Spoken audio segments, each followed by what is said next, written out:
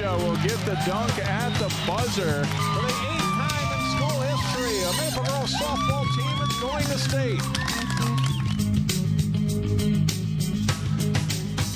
Hi, and welcome to Sports Jam on CCX. I'm John Jacobson. I'm Jay Wilcox. It's an exciting time of year in winter sports. We have highlights from state Nordic skiing today and section final competition in girls hockey and wrestling. And later in our Sports Jam spotlight, we'll meet an all-state swimmer from Wayzata. Let's start by dropping the puck on section hockey. The Maple Grove Crimson were the defending Section 5AA champions and skating for the program's third state tournament appearance in school history. Blaine and Maple Grove meeting in the Section 5AA championship game. First period, Blaine's Tess Enlow shot goes off a stick in front and under the body of a Bengals forward, finding its way into the back of the Crimson net, and it's 1-0 Blaine. Just 42 seconds later, though, Maple Grove answers. Chloe Corbin passes ahead. Lauren Stenslie catches up and goes in to score, and it's a 1-1 game after one. Early second period, Maple Grove scores again. Sam Nordstrom finds the loose puck in front and knocks it in, and the Crimson have the lead for good at 2-1. Late in the second period, Stenslie, a great pass across to Bridget Getch, who beats the goalie on the short side. It's 3-1 Maple Grove after two. Just over 2 minutes to go in the game, Blaine pulls its goalie. Britton Fussy knocks the rebound in, and the Bengals pull within 3-2. But they would get no closer. Stenslie seals the game with an empty net goal as Maple Grove wins 4-2 to win Section 5AA. We'll hear from the Crimson later in the show. The Wayzata girls knocked off Blake in the semifinals of the Section 6AA tournament. That put them up against three-time defending state champion Edina in the section final. And the Hornets strike first. The pass from behind the net by Tella Jungles to Emma Connor in the slot, and she buries it. Second period, and Edina looking for more, but Connor is denied by Micah Bergeron in net for the Trojans. But the Hornets do get one as Lily Hendrickson shoots, and Katie Davis is there to tap the rebound in. Edina takes a 2-0 lead into the second intermission. Wayzata closes the gap in the third. Sammy Hackley tries to get the pass across ice, but it's deflected to Sloan Matthews, and she puts it away. The Trojans are within 2-1. After Edina scores again, Wayzata with an extra attacker on. Sammy Hackley has it knocked away, but Sophie Urban buries it. Wayzata has life as they pull within 3-2. They put some pressure on late, but can't get the equalizer. Edina hangs on for the 3-2 win. Two-time defending state Class A champion Breck looked to get back to state as they met Orono for the Section 5A championship. Mustangs come out flying and pump 17 shots on goal in the first period, but Orono goalie Anna Liesel stops everything at scoreless after one. Early in the second period, the Spartans strike. Keely Nickham redirects the shot in by Sydney DeCobolis, and it's 1-0. Breck answers. A nice move by Sadie Lindsay, and she scores to make it 1-1. Just 10 seconds later, Allie Qualley pops in the rebound, and it's 2-1 Mustangs. Orono ties it again, but Ashley Halverson zips a perfect pass to Olivia Mobley, and she bangs the one-timer in. Breck is up 3-2. Still in the second, Sadie Lindsay comes off the wall and snaps home another goal for a 5-2 Mustangs lead, and they win 6-2 for a third straight section title. Going into this game, we knew we had to come in with grit, come in with intensity, and just bring our all. Orono put up a great fight, and it was a super good game. So. The Mustangs are the top seed for the state Class A tournament, and they'll face Laverne in the quarterfinals Wednesday evening at 6 o'clock at the XL Energy Center. You know it's cold when even a ski meet has to be postponed. Frigid temperatures Thursday pushed the state Nordic meet at Giants Ridge back a day to Friday. And once again, athletes from the northwest suburbs fared well. Wayzata's Lauren McCollar, the first local girl out in fourth place to begin the pursuit race. In the end, the winner is Molly Manning of St. Paul Highland Park in a two-race time of 32:16.1. McCollar holds her spot from the first race to finish fourth. Wayzata is seventh as a team. In bib number 6, Christina Bolser of Maple Grove places ninth, and her Crimson team is 6th. The top 3 boys to start are all from the northwest suburbs, led by Roger Anderson of Armstrong. And it's a great stretch battle, and Henry Snyder of Mounds Park Academy edges Anderson for first. Anderson's Falcons are 9th as a team. CJ Young of Maple Grove is 3rd, helping the Crimson to 5th place. And then in blue behind him, Colin Freed of Wayzata is 5th. And here's what 4 top locals had to say. My skate race wasn't the best, but it was good enough for top 5, and I was happy with that. And then I was just hoping to move up in the classic, and I held position. I got to ski with the 5th place girl a little bit too, so that was fun. I felt really good. It was a really fun race. The skis were really fast. It was really cool just racing with girls at that high level. Yeah, it was wild. I mean, Henry, I had 15 seconds on him from the start, and he caught me by like the first hill. And then I just battled my way to stay with him, and he took me in the last stretch to the finish. I was really happy with my race today. Coming in, my goal was top 10, and it blew that out of the water. I ended up placing 3rd. I did not expect to do as well as I did, but 2 days earlier at Giants Ridge, just ahead of the sub-zero weather, the state alpine meet took place. The Wayzata boys placed 7th of 8 teams. Here are the top individuals from the area. Marta Pentagast of Wayzata placed 9th to lead local girls. Eliza Polyak of Hopkins was 45th, and Jenny Cray of Armstrong 50th. On the boys' side, Josh Nelson of West Lutheran placed 8th. Jagan Key and Zach Thompson of Wayzata were 40th and 41st. Some good performances, Jay, at state skiing. Yeah, the wind was really howling at that Nordic meet, but nice to see the local skiers continue to do so well. Time for a quick break, and next up, section gymnastics and wrestling, plus boys hockey playoff information. Welcome back to Sports Jam. The state gymnastics meet is this coming weekend. Section 5AA is home to a handful of local teams. That section meet taking place last week at Champlin Park High School. For exercise, Park Center's Annika Lee, she scores a 9.65, winning the event and tying the school record on the floor, and part of a big night for her. Bars next. We go to Maple Grove's Nadia Abed. She wins the event with a score of 9.575. Champlin Park's Emma Saxa also qualifies for state in bars. On vault, Champlin Park's Kanisha Bioko Alase scores 9.425, takes 3rd and qualifies for state. Maple Grove's Sasha Thompson goes to state in 3 events, including vault, where she scores a 9.15. Park Center's Lee wins the vault with a score of 9.675. And the Pirates Junior also wins balance beam, earning a mark of 9.55. Lee is the all-around champion with a score of 38.425, setting a new school record. Elk River Zimmerman wins the team title, advancing to state with Maple Grove 2nd. Here's what 2 local state qualifiers had to say. I wasn't expecting this much. I just wanted to have fun. Just a lot of fun with my team, since my seniors from my team, they're leaving. I just wanted to have one more meet with them. This was like one of the most stressful section meets for me because it's my last one.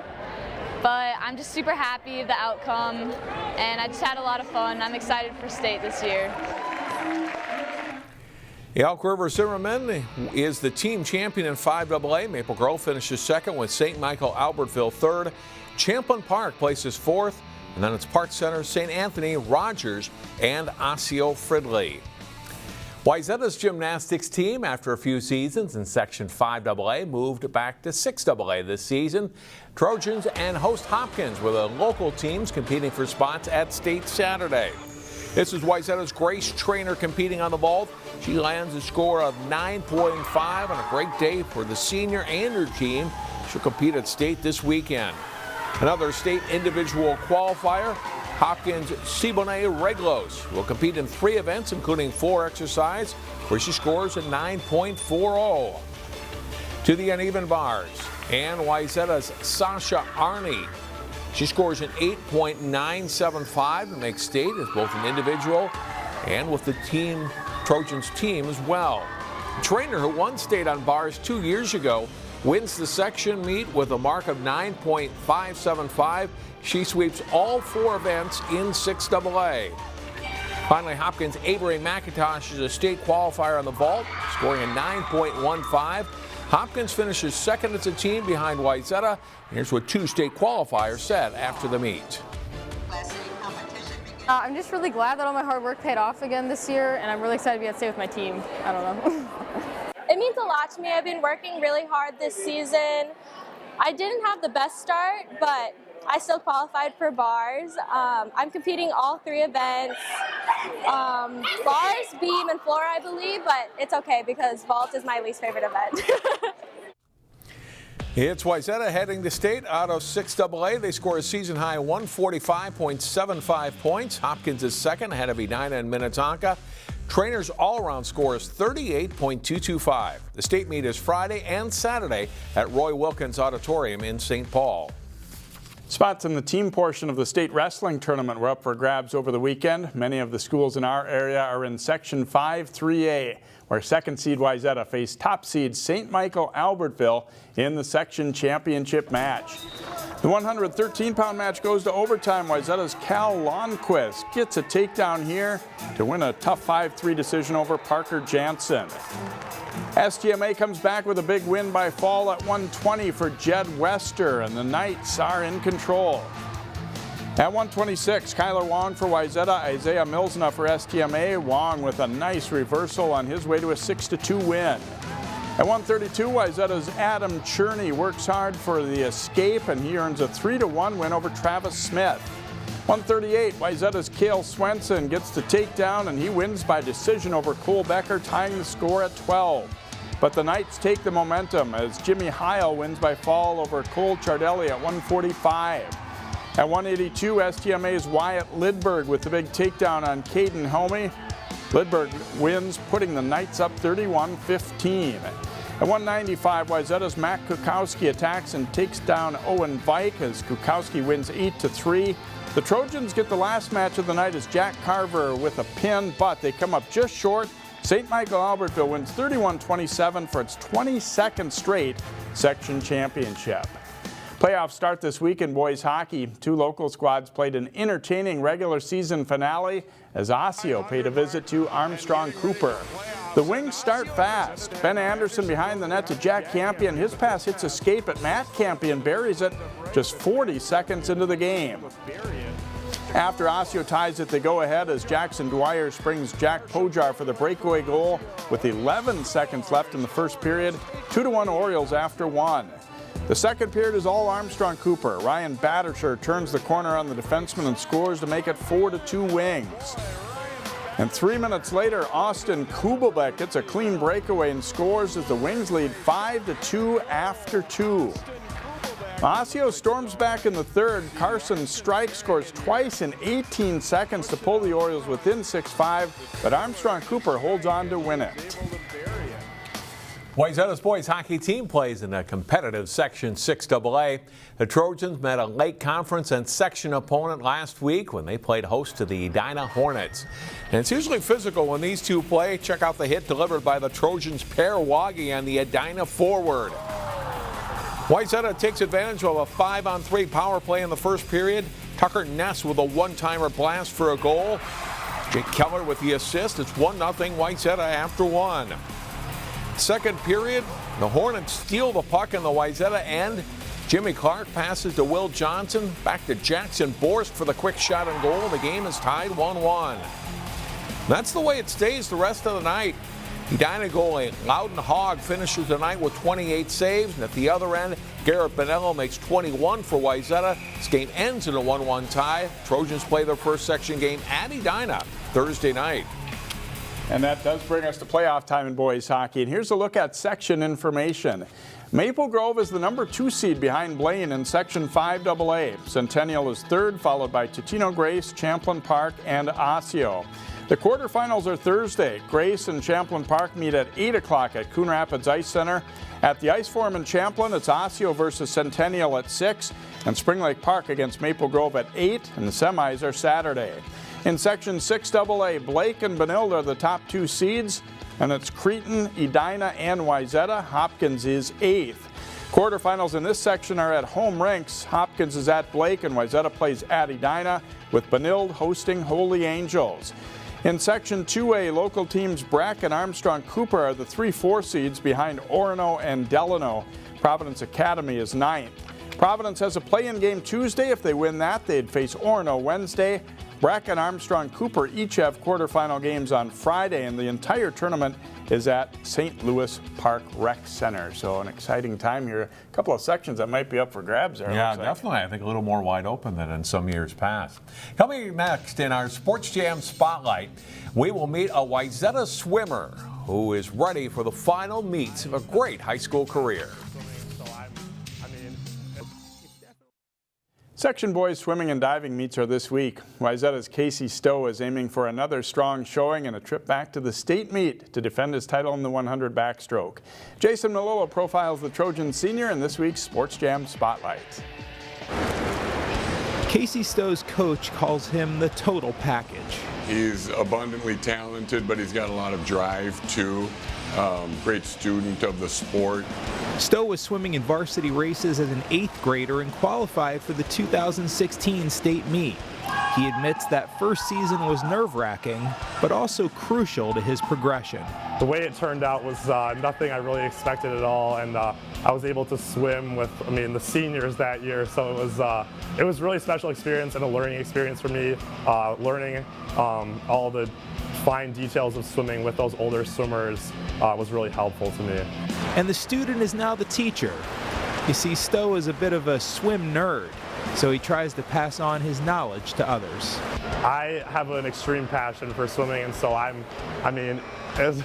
even though I wouldn't like to say it, in school I'm sitting there watching swimming videos and whatnot, and so I just try to soak in as much as I can, and when my teammates approach me if they have a question or something, I love being able to pass on knowledge that I've learned over my time, and if it is able to help a swimmer just that much to reach their goal, that really is what's gratifying to me, I think, in the long run. So. Stowe is the reigning state champion in the 100 backstroke. It's definitely his best race, although he's had a bit of a love-hate relationship with backstroke. I've gone through phases where I cannot swim another 100 backstroke, but I think the last couple of years is where I've really realized that I really do love the events, and I love the fine details and nuances of the stroke and the races. Stowe was inspired to be a champion backstroker by his former coach and Olympic bronze medalist, David Plummer. He was my coach here at Wayzata in 8th grade. And he really, being a backstroker just like me, really got my fire burning to really get out. Watching him swim in the Olympics was, I remember as an 8th grader, I was like, wow, this is the coolest thing I've ever, that's my coach right there. He just won a bronze medal. So, yeah, he really is. He was kind of my idol, getting into backstroke and just swimming in general. This past fall, Stowe signed a letter of intent to swim at Minnesota. The recruiting process can be stressful, but Stowe was pretty confident that U was the right place for him to continue as a student athlete. After I took my trip and my visit to the University of Minnesota, I just had an immediate realization that that's exactly where I wanted to be. I have a really close connection with all my family, and just the thought of getting away from them too far. Also, I'm really excited to represent my state, and that all of those factors combined, really just, I knew that's where Minnesota was my home. I think he'll do a terrific job there. There's not going to be any kind of shock to the system there, mostly just having to do with his demeanor. You know, all the guys at that level have the talent and stuff, but he's a guy who knows how to organize well and manage his time well, and those are the things that can kind of eat you up when you're swimming D1 or pursuing athletics at that level. So the swimming, he belongs there, and the rest of it, student-wise and community-wise, I think he'll do just fantastic. And as Casey Stowe gets ready for the section and state meets, being at the top of the podium again is the goal. But Stowe is also shooting for the state record in the 100 backstroke. He's about a second off the pace. It's doable. You get to that point, and it's a matter of making sure you take the race out fast enough to give yourself a chance, and then having the fitness to finish. That's right where I'm hoping about a second drop. It's an ambitious goal, but I'm really hoping that I can get that done. Casey and his teammates will swim in the Section 5 AA meet this Thursday through Saturday at Minnetonka East Middle School. The state meet is February 27th through 29th at the U of M Aquatic Center. John talks with the Section 5 AA champion Maple Grove girls hockey team when Sports Jam continues. Welcome back to Sports Jam. As you saw earlier in the program, the Maple Grove Crimson girls hockey team back to the state tournament with a 4-2 win in the section final over Blaine. Two of their players join us now. We'll start with Lauren Stenslie, who for the second straight year had 2 goals in the section final. First of all, congratulations, and you like the big stage. We'll talk about tonight's win and your play in it. Tonight, as a team, we played so well. We came out super strong, and that's our weakness with coming out. But Blaine played an amazing game, and it was really tough to beat. A little tense there at the end. Talk about the last minute and the timeout they took after they pulled it back to within a goal. Our team, we kept going and buzzing, and I was glad that we got a little breather for like both of the teams, and then we got back to just getting the puck down deep and out of our zone. You're on to state. Having been there last year, how much does that help you next being through everything at St. Paul? The ice is like really bright, so I'm kind of used to that now, and just the crowd and the energy there. So I'm kind of excited to be back. So it was really fun to play with. Good luck at the state tournament. Thank you so much. Sam Nordstrom had a goal tonight, and you're a senior. This is your last go through. What does this mean to you to get back to state? It means a lot. It's really exciting to experience this with your second family, and it's just a lot of fun.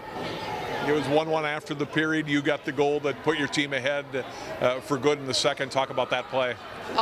It was just the puck just kind of went our way, got a few taps, and I just buried it between her legs. What has this team done so well that's gotten you to this point, or you're playing in the state tournament again? I think we're just always on our toes, playing well together, and not backing down. Tell me about playing Blaine. How tough was this team tonight that you faced? It was tough. We knew they were going to come out hard from when we beat them last time, but I think we had the confidence that we were going to beat them again, and we just kept on them. A lot of the players back from last year, but some new players too that haven't played at St. Paul. What is that experience going to be like, do you think, when you get down to Excel? I think the nerves will be very high, but I think once we calm down, it's going to be exciting and just fun to play. Sam, congratulations and enjoy this coming week, and good luck at state. Thank you. Maple Grove Crimson on to the state tournament, and again they will play in the quarterfinals on Thursday at XL Energy Center. And they'll take on Hillmurray in that quarterfinal game. A reminder to vote for our Play of the Week. Go to ccxmedia.org, then click on Sports and the Play of the Week tab to vote for your favorite. It's brought to you by Chick-fil-A of Maple Grove. And here's last week's winner with over 2,100 votes. Sammy Schutz of Totino Grace Girls Basketball's over-the-shoulder layup and a win over Armstrong is our Play of the Week. Congratulations to her, and thanks to all who voted. She just threw it up open. I mean, it was funny how she came to, caught it, and just flipped her up there. Watching it. Late regular season matchup in boys basketball between Armstrong and Wayzata in a battle of Plymouth schools. That game is Wednesday at 7 p.m. at Armstrong High School. Watch it live on CCX1 and ccxmedia.org, or catch the replay Wednesday night at 10 o'clock. And that will do it for this week's show. And thanks for watching. We'll see you next time here on Sports Jam.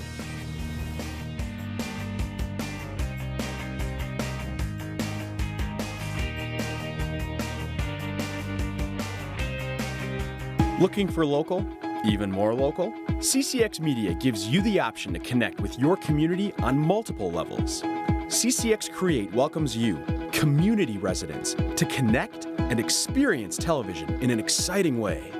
The free TV classes we offer will have you on your way to creating TV, and our wide variety of content can be watched at home or on the go. Connect to what's happening in your community. Visit ccxmedia.org.